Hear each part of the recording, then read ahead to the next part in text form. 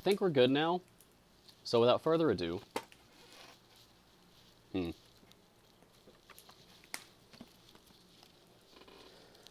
Hello and welcome to Mars Storytime Corner. I am Mars. And today I will be reading you a ghost story. That is not in this book.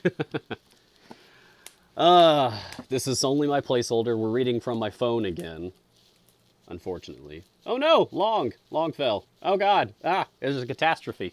There's a disaster. I have to fix this. No. Don't do it. You have so much to unlive for. Alright, there we go. Much better. Hello. Turbo Extreme. Welcome. It's always wonderful to have a new face around the Storytime Corner. Thank you for joining us. If this is your first time, I think you're in for a treat. I hope that you enjoy it, and we've got a lot of friendly, wonderful people here who I'm sure would be happy to welcome you.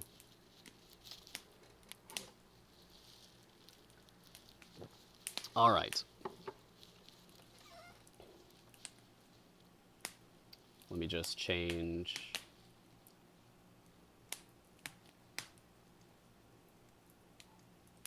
Okay, boop, and boop. There we go. All right.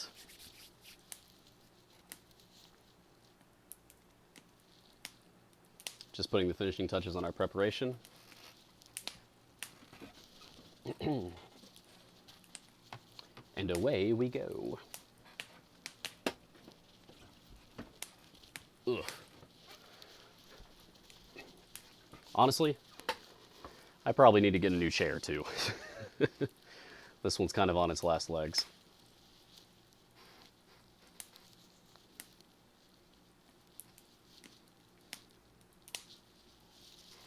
Oh, yes. We also do a little bit of background of the author before we actually dive in, so let's just do that real quick. Frances Marion Crawford was an American writer noted for his many novels. Lived 1854 to 1909, especially those set in Italy, and for his classic weird and fantastic stories. He's the son of a sculptor. And this is a rather long article. Oh my. But yes, his ghost stories have been regarded as among the great ones by many fellow authors.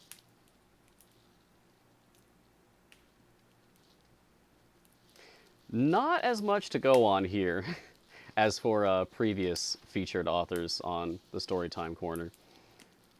But that's fine. It gives us more time to just focus on the story itself. So then.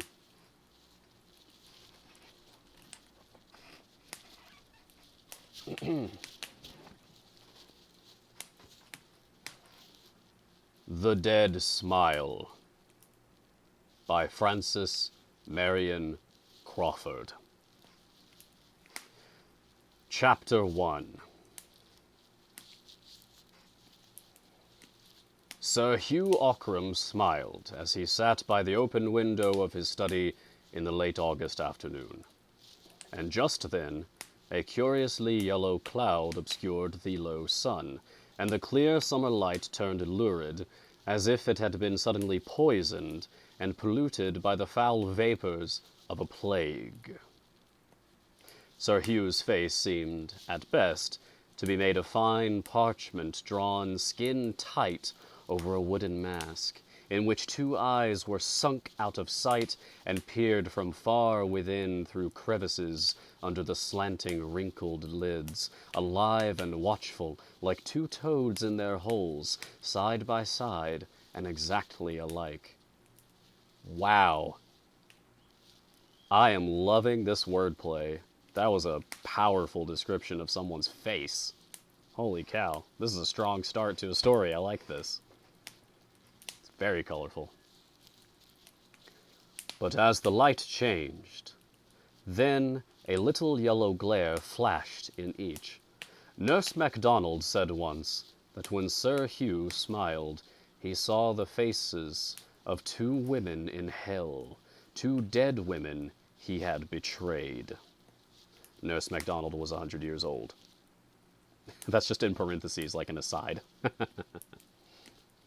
And the smile widened, stretching the pale lips across the discolored teeth in an expression of profound self-satisfaction blended with the most unforgiving hatred and contempt for the human doll.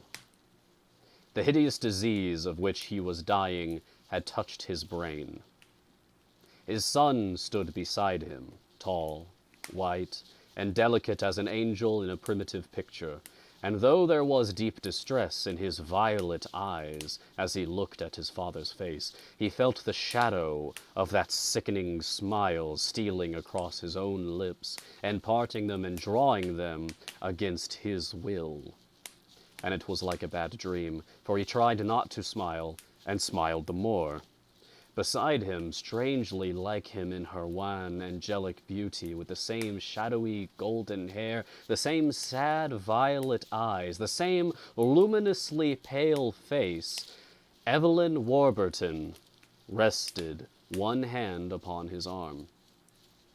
And as she looked into her uncle's eyes, and could not turn her own away, she knew that the deathly smile was hovering on her own red lips, drawing them tightly across her little teeth, while 2 bright tears ran down her cheeks to her mouth and dropped from the upper to the lower lip while she smiled, and the smile was like the shadow of death and the seal of condemnation upon her pure young face.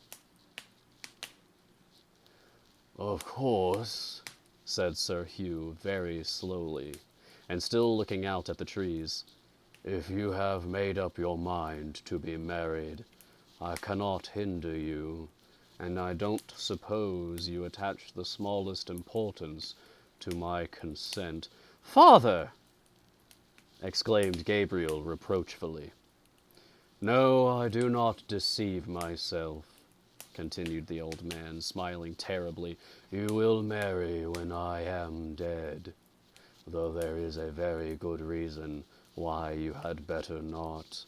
Why you had better not," he repeated very emphatically, and he slowly turned his toad eyes upon the lovers.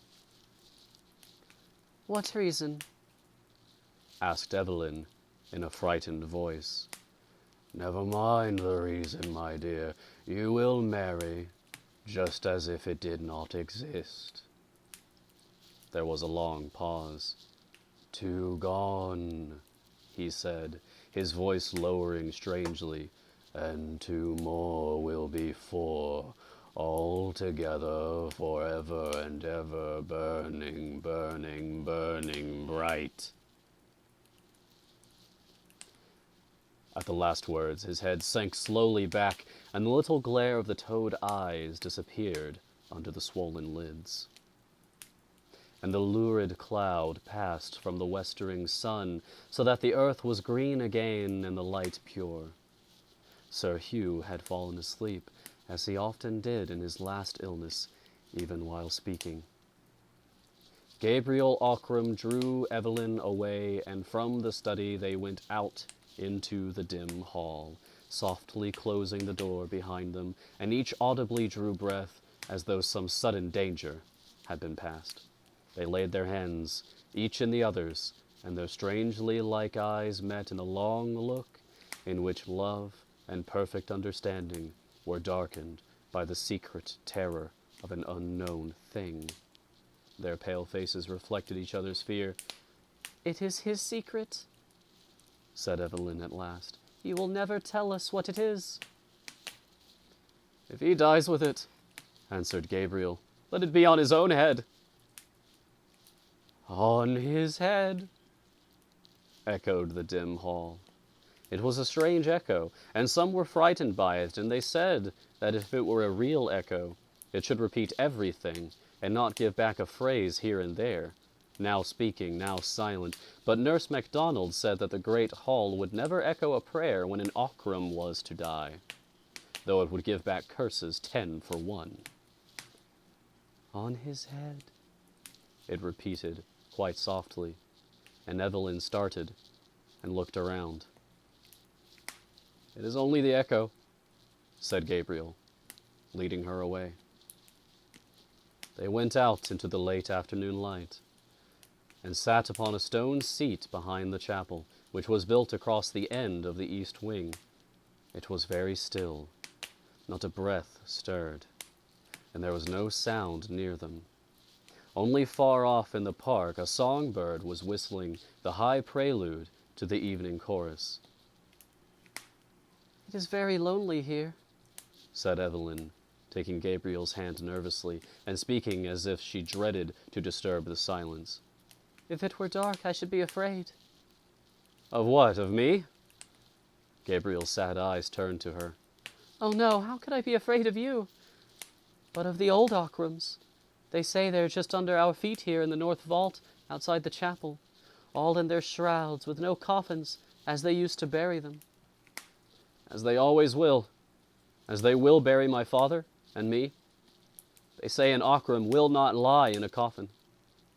"But it cannot be true. These are fairy tales, ghost stories."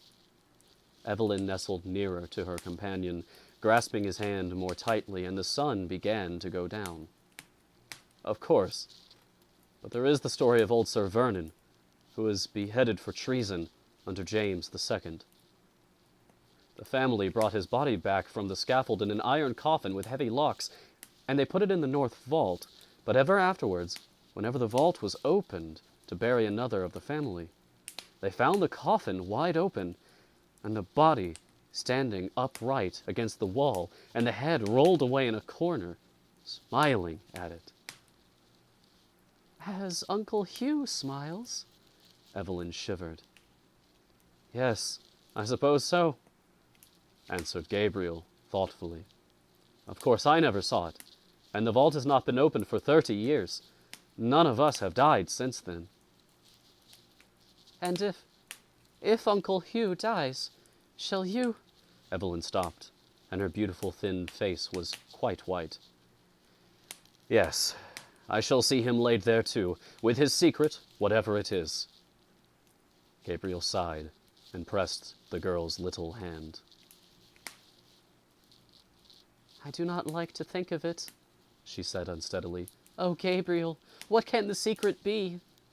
He said we had better not marry, that he had forbade it, but he said it so strangely, he smiled. Ah!" Her small white teeth chattered with fear, and she looked over her shoulder while drawing still closer to Gabriel. "And somehow I felt it in my own face."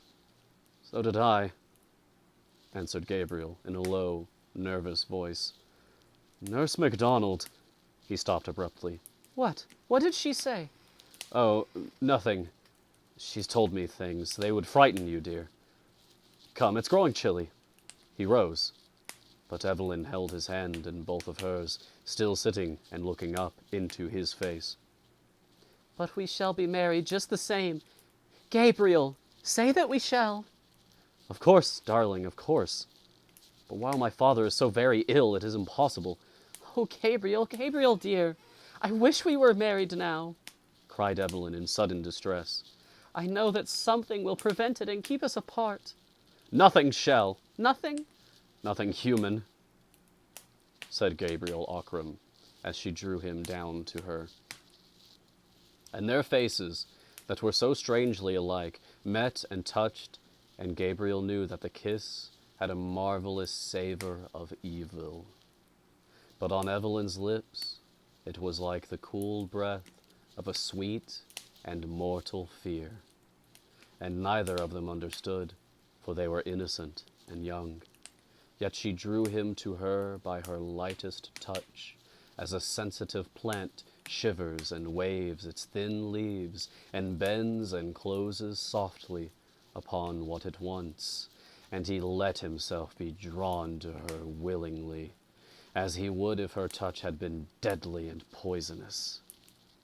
For she strangely loved that half-voluptuous breath of fear, and he passionately desired the nameless evil something that lurked in her maiden lips.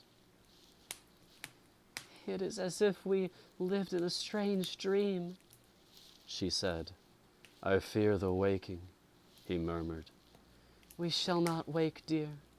When the dream is over, it will have already turned into death, so softly that we shall not know it. But until then—" She paused, and her eyes sought his, and their faces slowly came nearer. It was as if they had thoughts in their red lips that foresaw and foreknew the deep kiss of each other. "Until then," she said again, very low, and her mouth was nearer to his. "Dream till then," murmured his breath. It's the end of the chapter. Hello, Ocean. Welcome. Glad to have you. I am really liking this story so far. This is The Dead Smile by Marion Crawford. First time I've ever read anything by Crawford. It's pretty good so far. I like it. It's very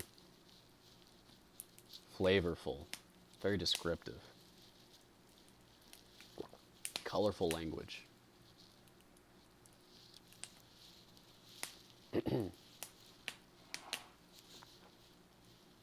How are you, Ocean?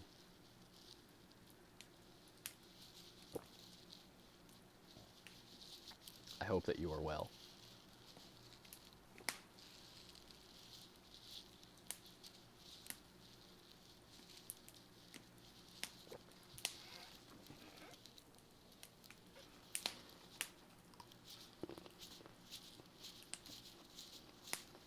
Just chilling. That's good.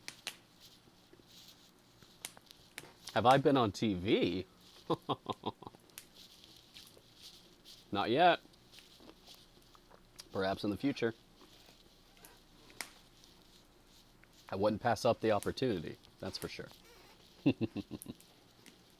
Any agents out there watching or listening to the stream, talk to me. Hit me up.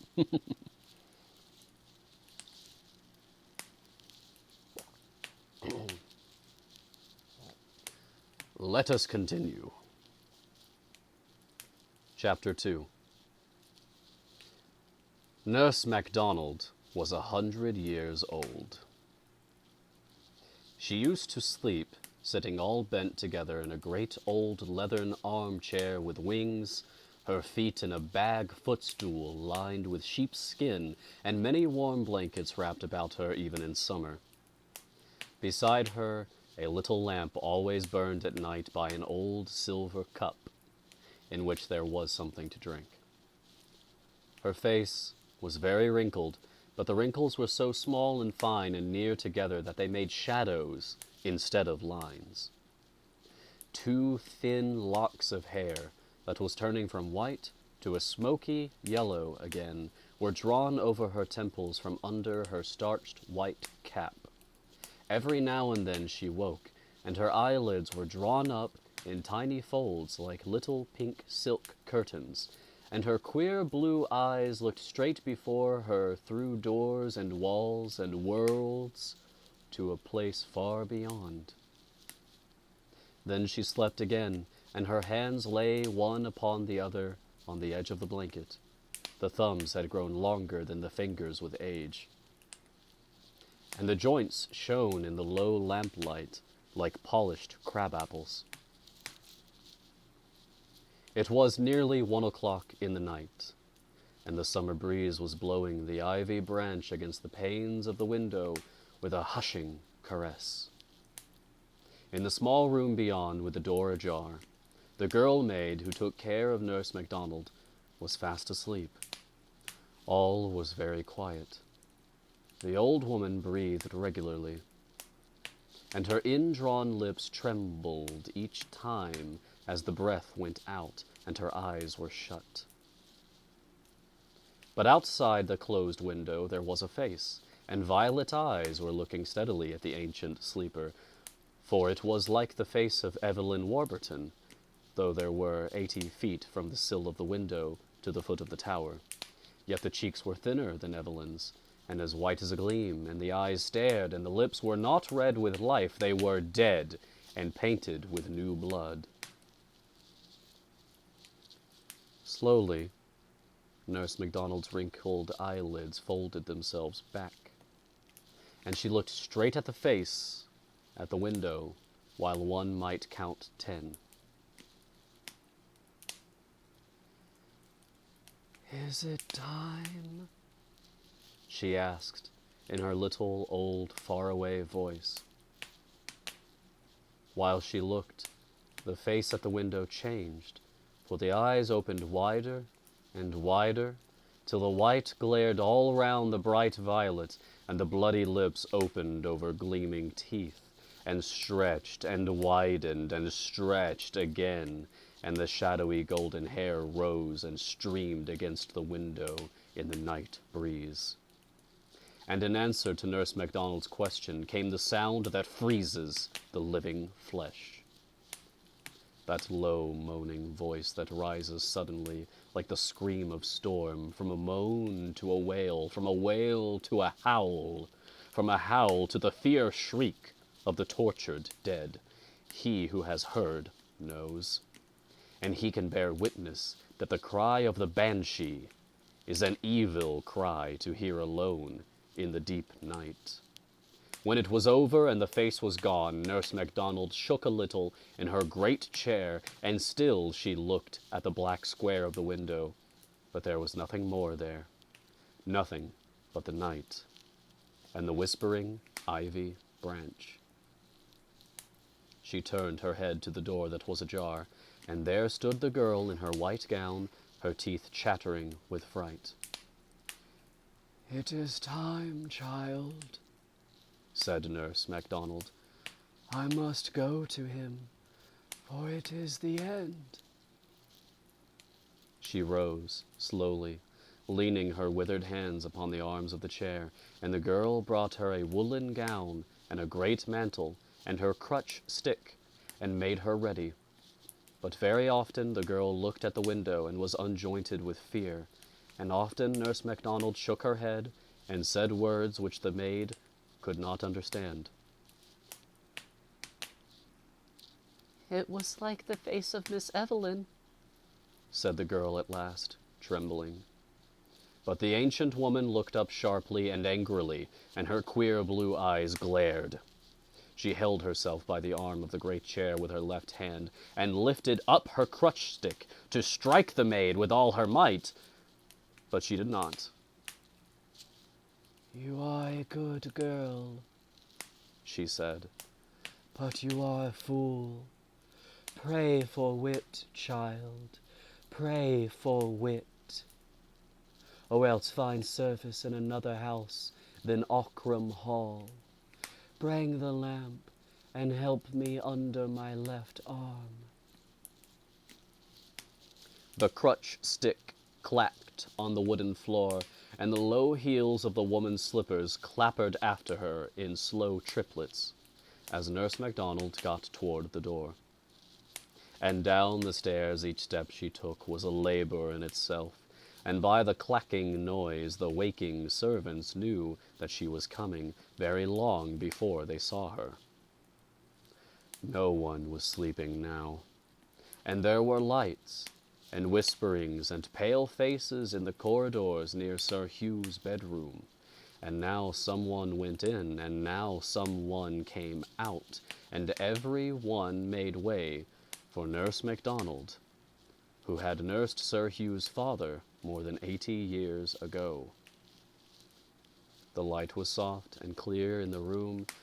There stood Gabriel Ockram by his father's bedside, and there knelt Evelyn Warburton, her hair lying like a golden shadow down her shoulders, and her hands clasped nervously together, and opposite Gabriel a nurse was trying to make Sir Hugh drink, but he would not, and though his lips were parted, his teeth were set.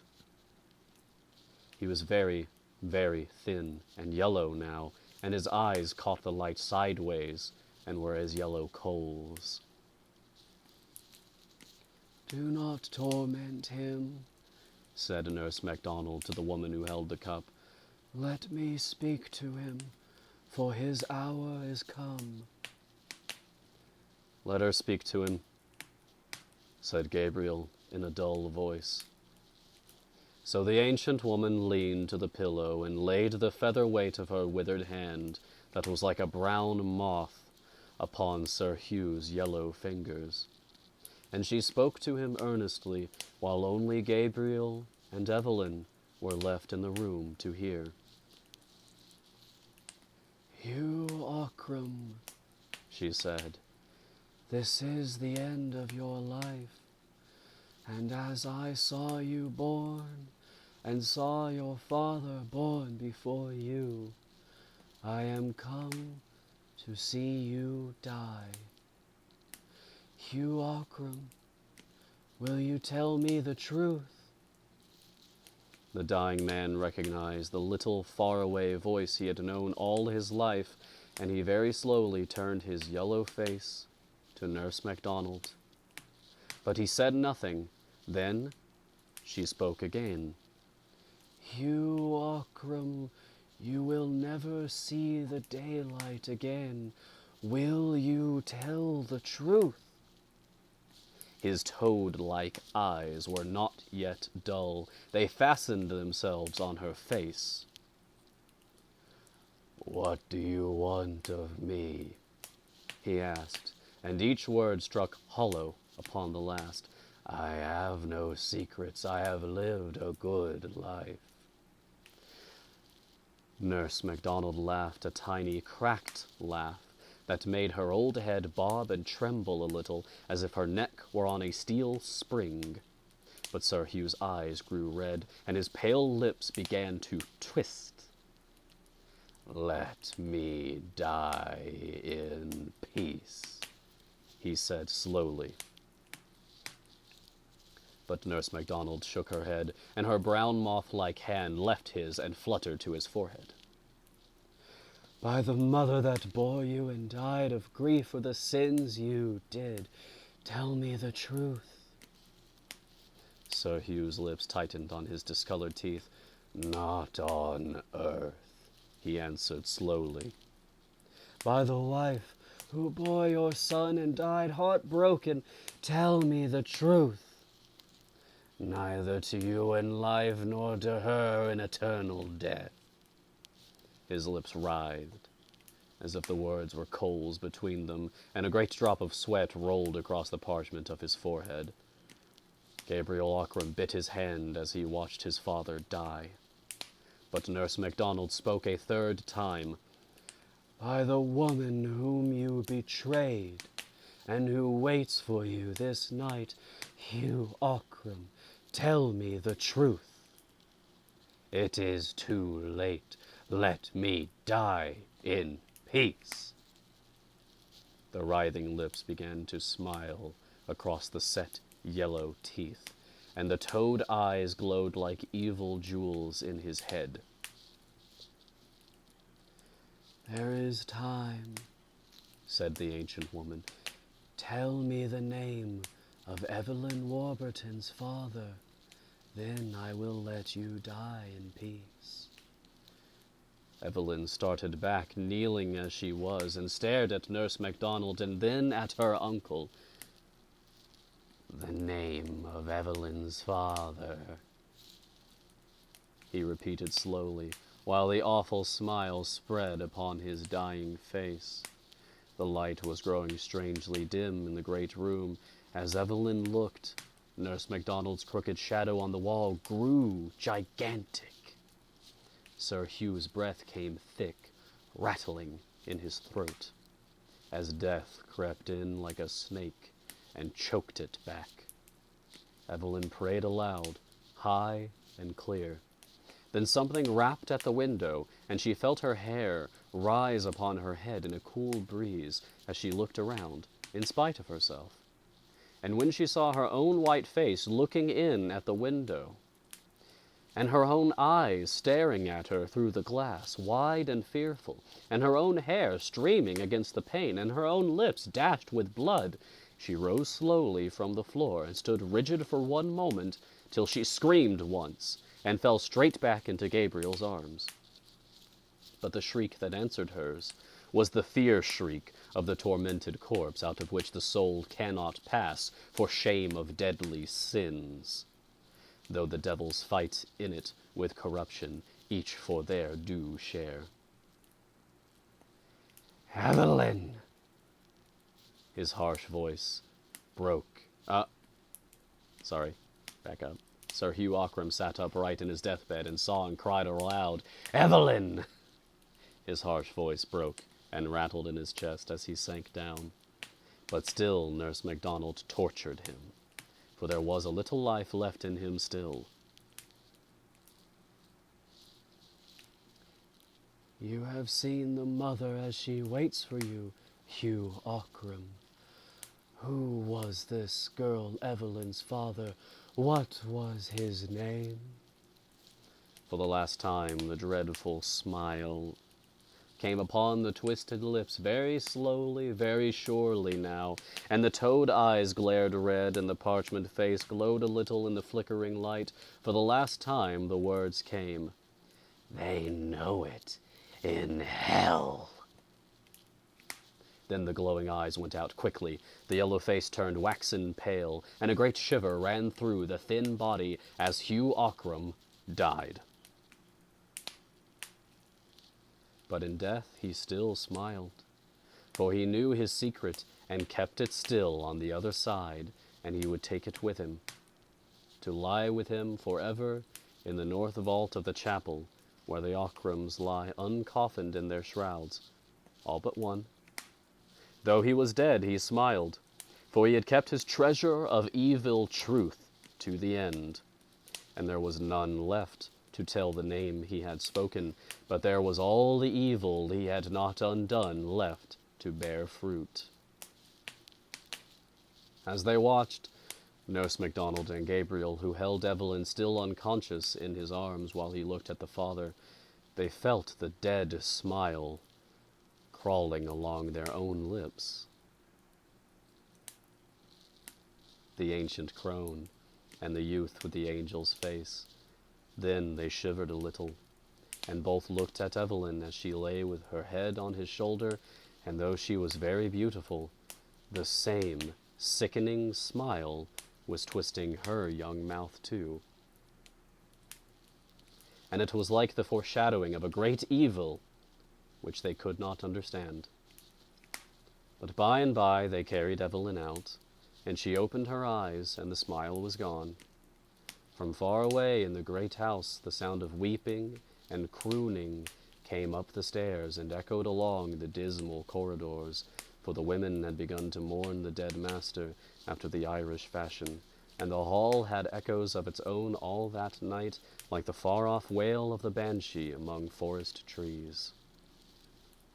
When the time was come, they took Sir Hugh in his winding-sheet on a trestle bier, and bore him to the chapel, and through the iron door, and down the long descent to the north vault, with tapers to lay him by his father. And 2 men went in first to prepare the place, and came back staggering like drunken men, and white, leaving their lights behind them. But Gabriel Ockram was not afraid, for he knew. And he went in alone and saw that the body of Sir Vernon Ockram was leaning upright against the stone wall, and that its head lay on the ground nearby with the face turned up, and the dried leathern lips smiled horribly at the dried-up corpse, while the iron coffin, lined with black velvet, stood open on the floor. Then Gabriel took the thing in his hands, for it was very light, being quite dried by the air of the vault, and those who peeped in from the door saw him lay it in the coffin again, and it rustled a little, like a bundle of reeds, and sounded hollow as it touched the sides and the bottom. He also placed the head upon the shoulders, and shut down the lid, which fell to with a rusty spring that snapped. After that they laid Sir Hugh beside his father with the trestle bier on which they had brought him, and they went back to the chapel. But when they saw one another's faces, master and men, they were all smiling with the dead smile of the corpse they had left in the vault, so that they could not bear to look at one another until it had faded away. It's the end of the chapter, so I'll take another quick break. Hello, Lenny Chen. I hope you're still here. I noticed you come in, but I wanted to get through the chapter before I said anything. Hi. Always a pleasure to have you with us. Thank you for joining us today. I hope that you're enjoying the story, and I hope that you're enjoying your day. I hope that you are well. And I hope that all of us, all of you, all of me, I contain multitudes. I hope that we all have a blessed week and a safe and spooky and fun Halloween when it comes this Wednesday.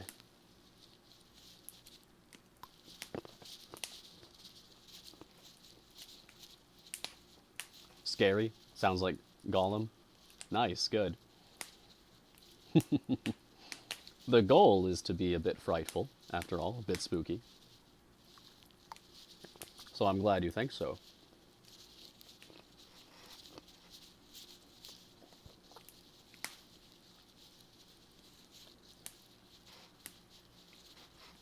This time you won't forget to buy sweets for the kids. Well, you're a doctor, so maybe you should give out apples instead.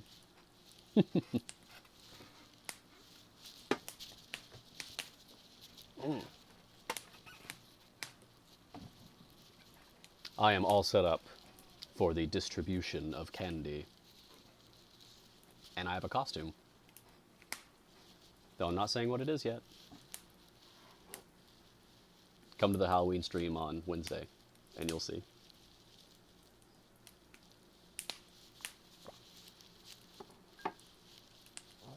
All right. I believe we're halfway through the story. Let's continue. I'm really enjoying this one, guys.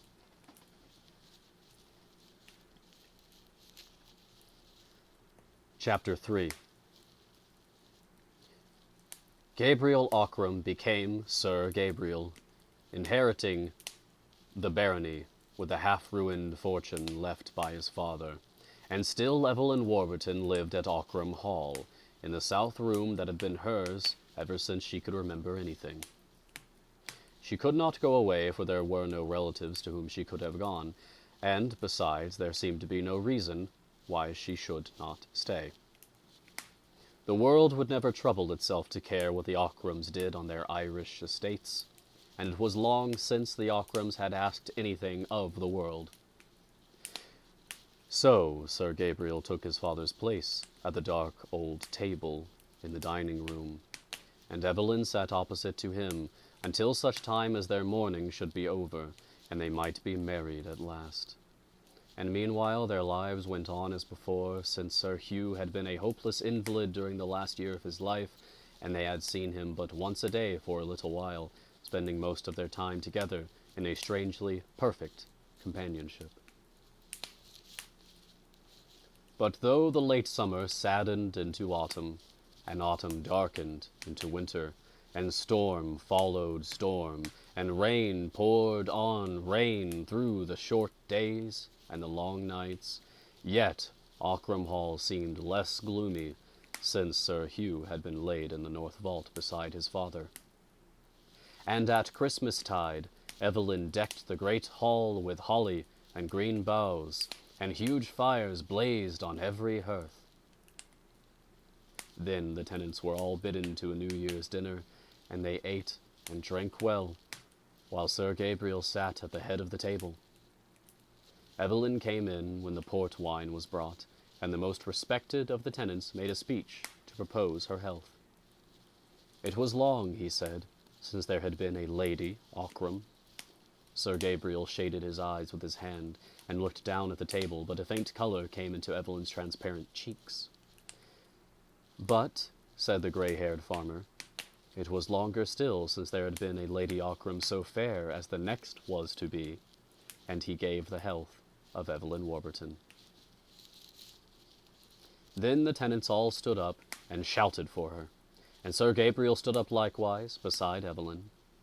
And when the men gave the last and loudest cheer of all, there was a voice not theirs, above them all. higher, fiercer, louder. A scream, not earthly, shrieking for the bride of Ockram Hall. And the holly and the green boughs over the great chimney piece shook and slowly waved as if a cool breeze were blowing over them. But the men turned very pale, and many of them set down their glasses, but others let them fall upon the floor for fear. And looking into one another's faces, they were all smiling strangely, a dead smile, like dead Sir Hugh's. One cried out words in Irish, and the fear of death was suddenly upon them all, so that they fled in panic, falling over one another like wild beasts in the burning forest, when the thick smoke runs along before the flame, and the tables were overset, and drinking glasses and bottles were broken in heaps, and the dark red wine crawled like blood upon the polished floor. Sir Gabriel and Evelyn stood alone at the head of the table before the wreck of the feast, not daring to turn to see each other, for each knew that the other smiled. But his right arm held her, and his left hand clasped her right as they stared before them. And but for the shadows of her hair, one might not have told their two faces apart. They listened long, but the cry came not again, and the dead smile faded from their lips, while each remembered that Sir Hugh Ockram lay in the north vault, smiling in his winding sheet in the dark, because he had died with his secret. So ended the tenants' New Year's dinner. But from that time on, Sir Gabriel grew more and more silent, and his face grew even paler and thinner than before. Often without warning and without words, he would rise from his seat as if something moved him against his will, and he would go out into the rain or the sunshine to the north side of the chapel, and sit on the stone bench, staring at the ground as if he could see through it, and through the vault below, and through the white winding sheet in the dark, to the dead smile that would not die.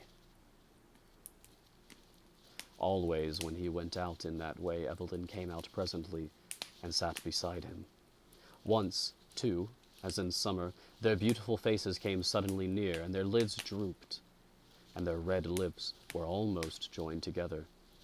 But as their eyes met, they grew wide and wild, so that the white showed in a ring all round the deep violet, and their teeth chattered, and their hands were like hands of corpses, each in the other's, for the terror of what was under their feet, and of what they knew but could not see. Once also Evelyn found Sir Gabriel in the chapel, alone, standing before the iron door that led down to the place of death, and in his hand there was the key to the door, but he had not put it into the lock. Evelyn drew him away, shivering, for she had also been driven in waking dreams to see that terrible thing again, and to find out whether it had changed since it had been lain there. "I'm going mad," said Sir Gabriel, covering his eyes with his hand as he went with her. "I see it in my sleep. I see it when I'm awake. It draws me to it day and night, and unless I see it, I shall die." "I know," answered Evelyn. "I know. It is as if threads were spun from it like a spider's, drawing us down to it." She was silent for a moment, and then she started violently, and grasped his arm with a man's strength, and almost screamed the words she spoke. "But we must not go there," she cried. "We must not go." Sir Gabriel's eyes were half shut, and he was not moved by the agony of her face. "I shall die unless I see it again," he said, in a quiet voice not like his own. And all that day and that evening he scarcely spoke, thinking of it, always thinking, while Evelyn Warburton quivered from head to foot with a terror she had never known. She went alone on a grey winter's morning to Nurse MacDonald's room in the tower, and sat down beside the great leathern easy-chair, laying her thin white hand upon the withered fingers. "Nurse," she said, "what was it that Uncle Hugh should have told you that night before he died? It must have been an awful secret, and yet though you asked him, I feel somehow that you know it. and that you know why he used to smile so dreadfully." The old woman's head moved slowly from side to side. "I only guess. I shall never know," she answered slowly in her cracked little voice. "But what do you guess? Who am I? Why did you ask who my father was? You know I am Colonel Warburton's daughter, and my mother was Lady Ockram's sister, so that Gabriel and I are cousins. My father was killed in Afghanistan. What secret can there be?" "I do not know. I can only guess." "Guess what?" asked Evelyn imploringly, and pressing the soft withered hands as she leaned forward. But Nurse MacDonald's wrinkled lids dropped suddenly over her queer blue eyes, and her lips shook a little with her breath, as if she were asleep. Evelyn waited. By the fire the Irish maid was knitting fast, and the needles clicked like 3 or 4 clocks ticking against each other. And the real clock on the wall solemnly ticked alone, checking off the seconds of the woman who was 100 years old and had not many days left. Outside, the ivy branch beat the window in the wintry blast, as it had been beaten against the glass 100 years ago.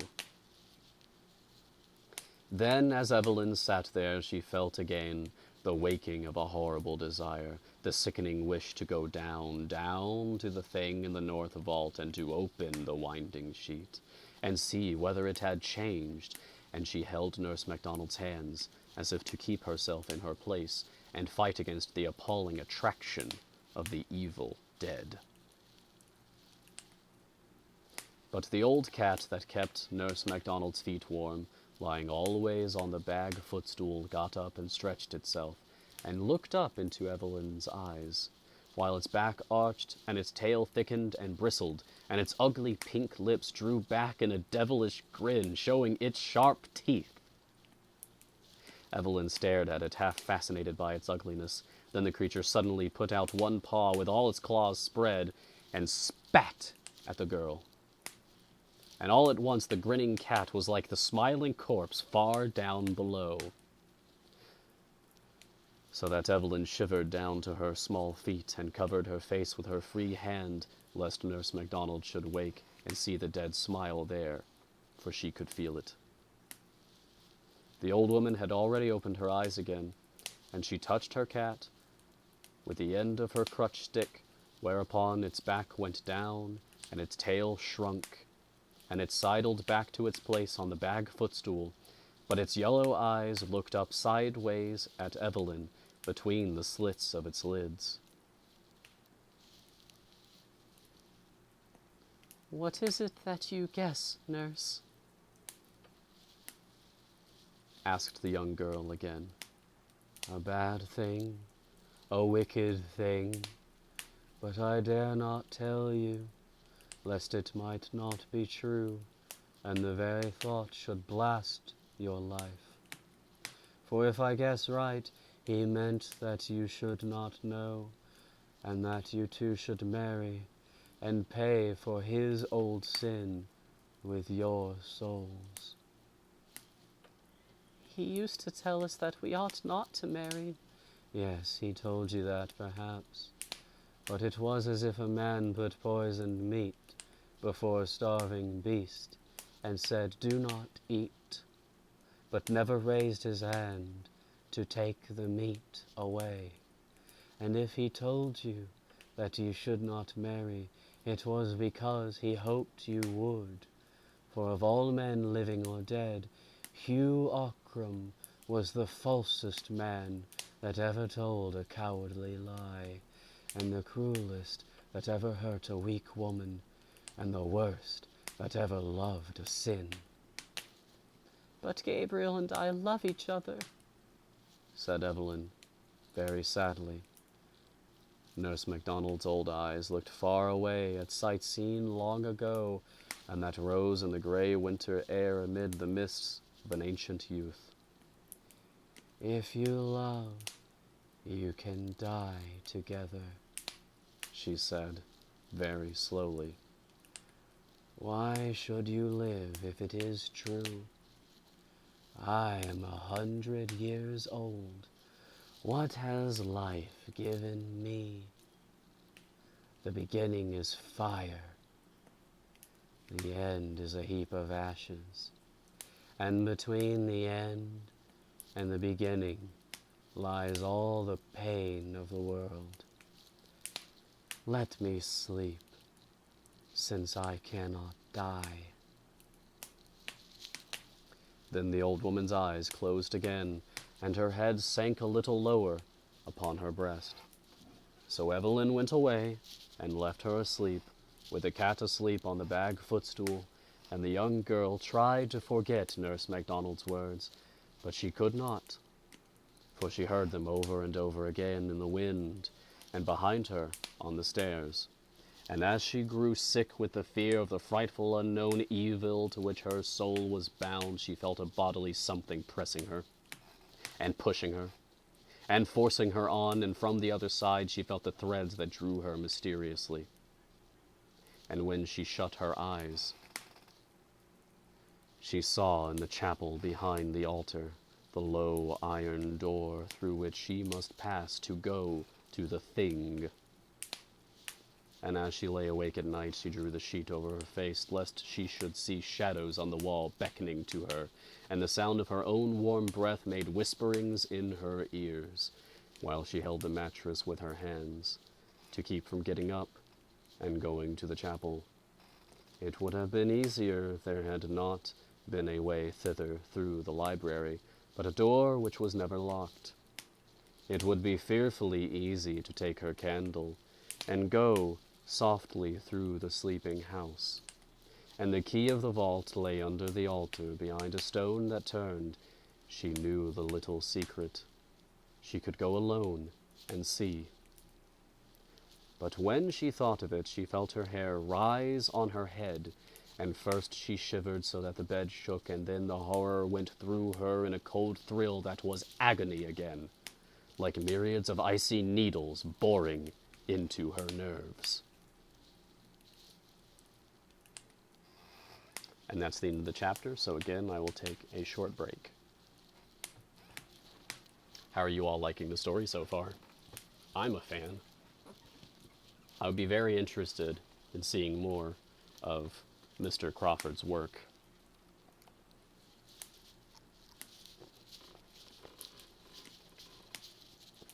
Really good so far. I agree, Ocean. Really is. I'll have to make a note about this so that next year, when Spooky Time Corner returns for 2019, we'll have to do another Crawford story or two. Supposedly he wrote several.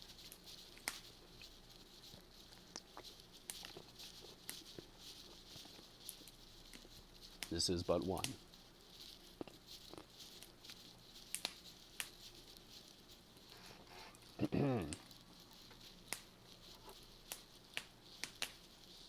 And I believe there's going to be time after the stream again today for us to hang out. So stay tuned. We'll do some more chatting. I don't think I'm going to do the caramel in the tea again. It's not that good, especially when it gets cold.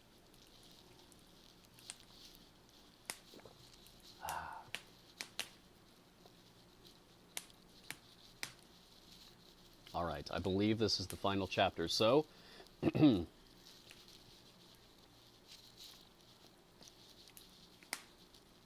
Chapter 4. The old clock in Nurse MacDonald's tower struck midnight. From her room, she could hear the creaking chains and weights in their box in the corner of the staircase, and overhead the jarring of the rusty lever that lifted the hammer. She had heard it all her life. It struck 11 strokes, clearly, and then came the 12th with a dull half-stroke, as though the hammer were too weary to go on, and had fallen asleep against the bell.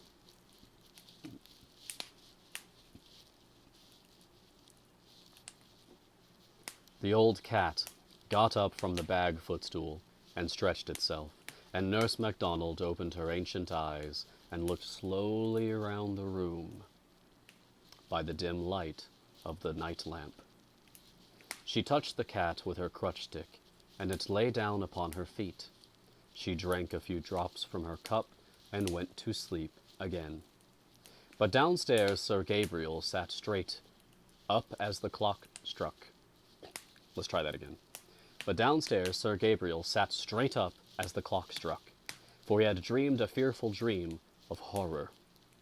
And his heart stood still till he awoke at its stopping, and it beat again furiously with his breath, like a wild thing set free.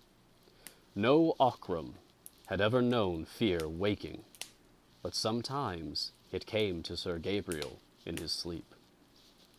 He pressed his hands to his temples as he sat up in bed, and his hands were icy cold, but his head was hot. The dream faded far, and in its place there came the master thought that racked his life.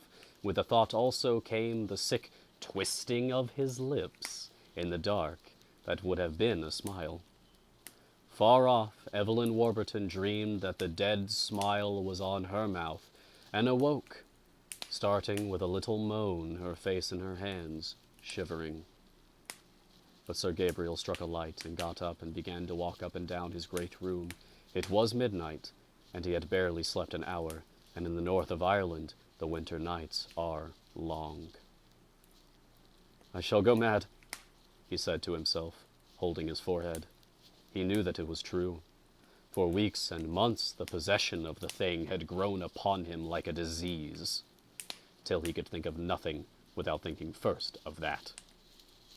And now all at once it outgrew his strength, and he knew that he must be its instrument or lose his mind, that he must do the deed he hated and feared, if he could fear anything, or that something would snap in his brain and divide him from life while he was yet alive. He took the candlestick in his hand, the old-fashioned heavy candlestick that had always been used by the head of the house. He did not think of dressing, but went as he was in his silk night clothes and his slippers, and he opened the door. Everything was very still in the great old house. He shut the door behind him and walked noiselessly on the carpet through the long corridor. A cool breeze blew over his shoulder and blew the flame of his candle straight out from him. Instinctively he stopped and looked round, but all was still, and the upright flame burned steadily. He walked on, and instantly a strong draught was behind him, almost extinguishing the light. It seemed to blow him on his way, ceasing whenever he turned, coming again when he went on. Invisible, icy. Down the great staircase to the echoing hall he went, seeing nothing but the flaring flame of the candle standing away from him over the guttering wax, while the cold wind blew over his shoulder and through his hair.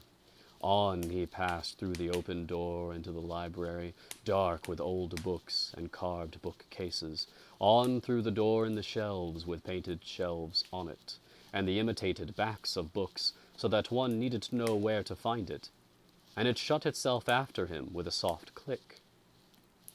He entered the low-arched passage, and though the door was shut behind him and fitted tightly in its frame, still the cold breeze blew the flame forward as he walked. And he was not afraid, but his face was very pale, and his eyes were wide and bright, looking before him, seeing already in the dark air the picture of the thing beyond. But in the chapel he stood still, his hand on the little turning stone tablet in the back of the stone altar. On the tablet were engraved words: Clavis sepulchri clarissimorum dominorum de Ockram. The key to the vault of the most illustrious lords of Ockram.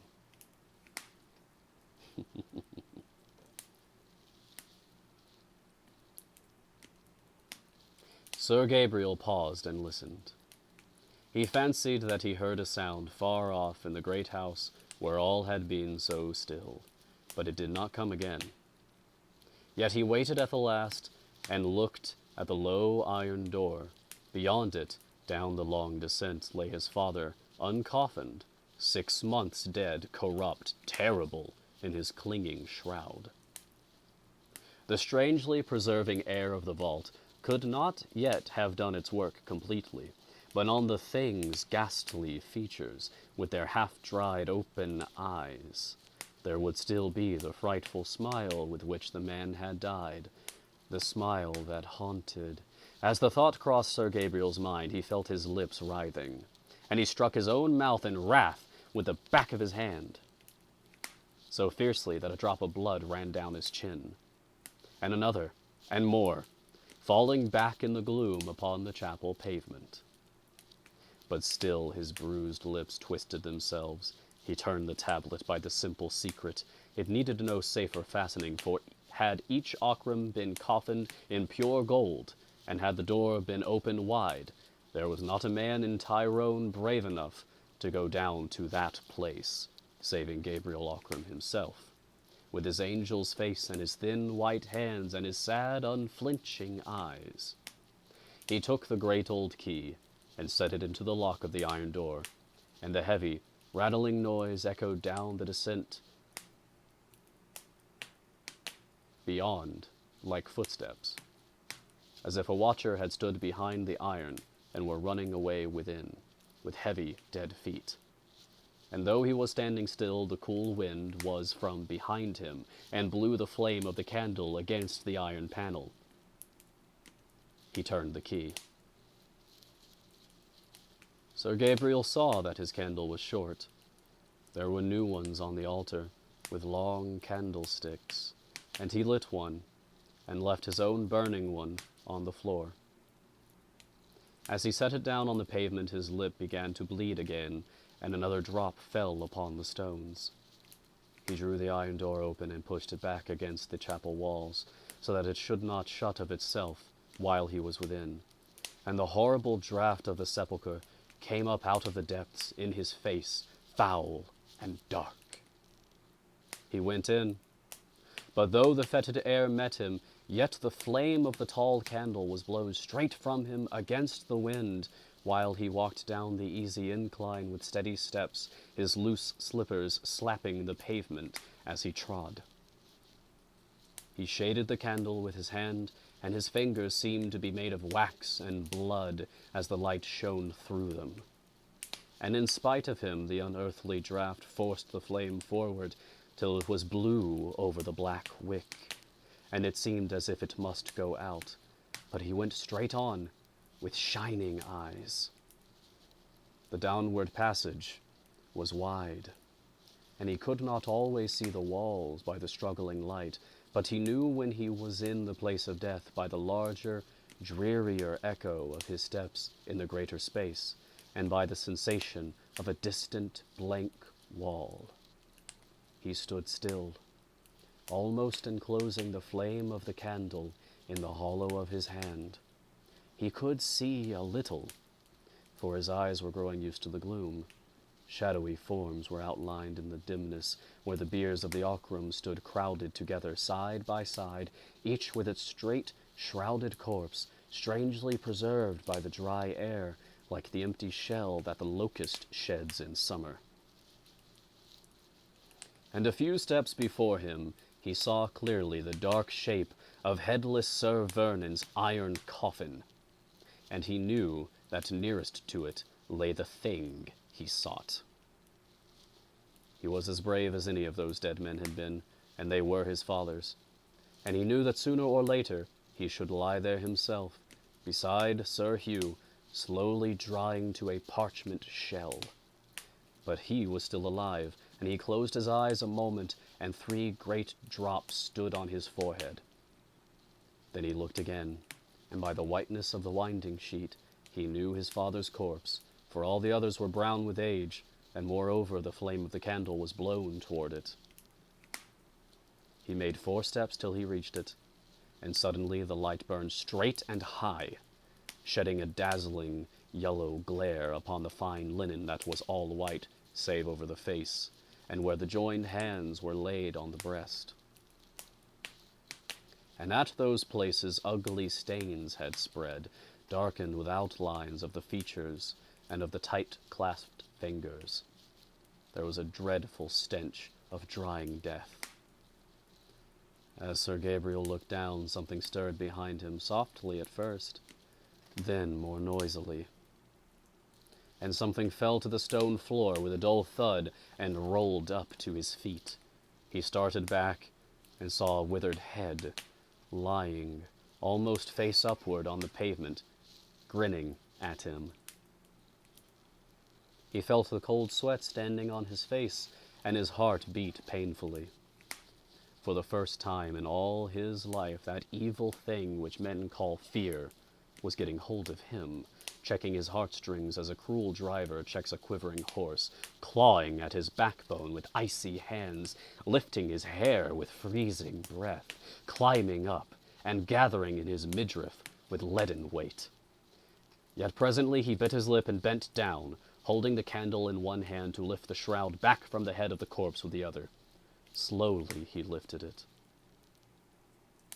Then it clove to the half-dried skin of the face, and his hand shook as if someone had struck him on the elbow, but half in fear and half in anger at himself, he pulled it, so that it came away with a little ripping sound. He caught his breath as he held it, not yet throwing it back, and not yet looking.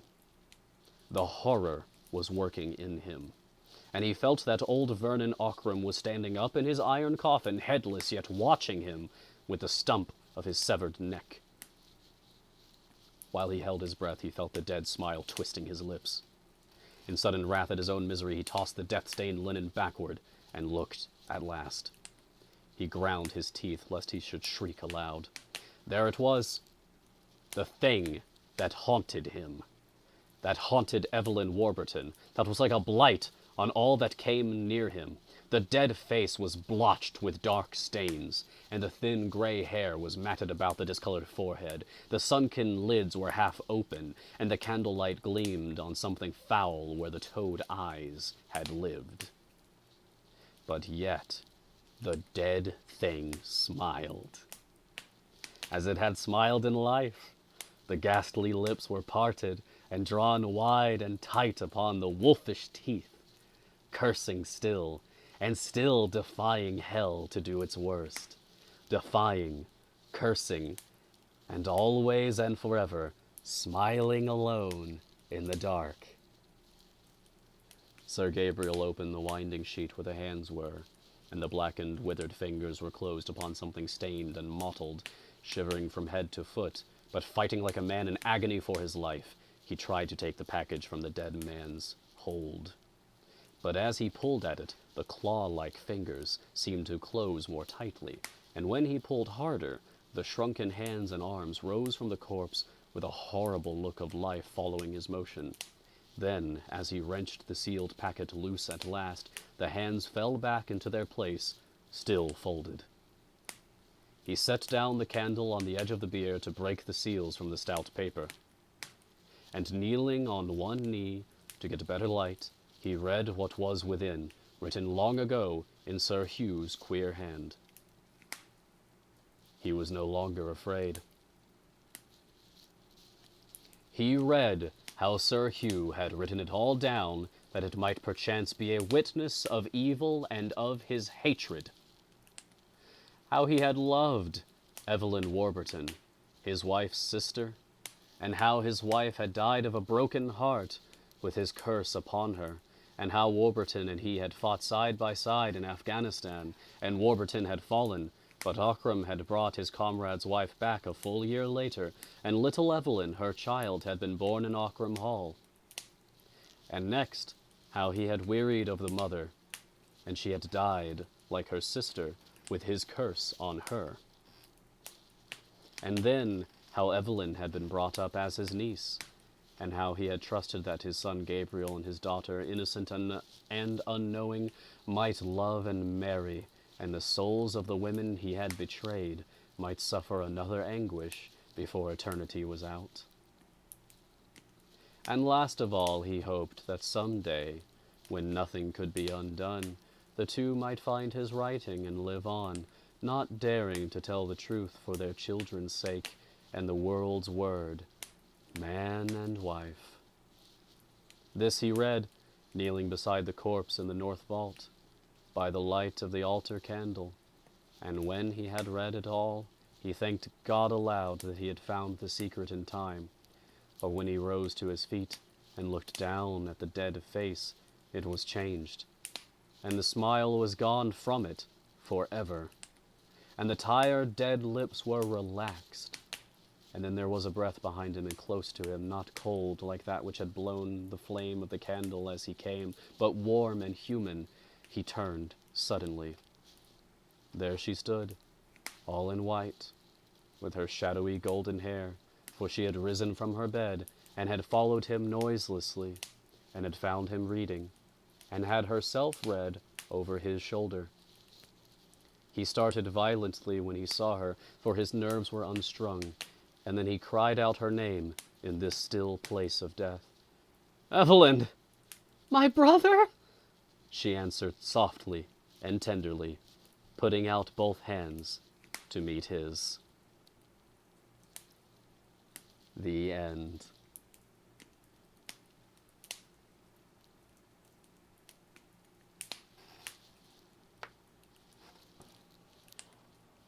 This has been The Dead Smile by Francis Marion Crawford, as read to you by me, Mars. I hope you enjoyed it. I loved that. That was great. Although, if I'm going to be honest, the plot twist, I kind of had it called since chapter 1. But nonetheless, it was a very fun story to read. And I hope that it was a fun story for you all to listen